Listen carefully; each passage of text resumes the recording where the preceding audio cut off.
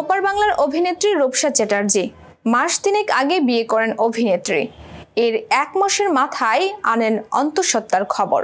এতে রীতিমতো কটাক্ষের মুখেও পড়েছিলেন অভিনেত্রী। এবার তবে সুখবরই দিলেন।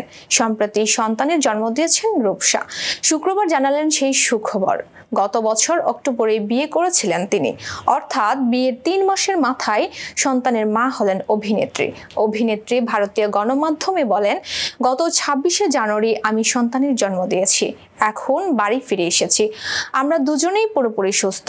সকলে আশীর্বাদ করবেন। এদিকে সামাজিক মাধ্যমে পরিবারের নবাগত সদস্যকে নিয়ে কিছু আদরে মুহূর্ত ভাগ করে নেন রূপসা ও তার স্বামী সায়নদীপ। ছবিতে দেখা গেল মায়ের আঙুল ধরে রয়েছে এক রত্তি, আর ক্যাপশনে লেখা বিলম্বিত সাধারণতন্ত্র দিবসের শুভেচ্ছা এবং সেই সঙ্গে নিজেকেও বিলম্বিত জন্মদিনের শুভেচ্ছা।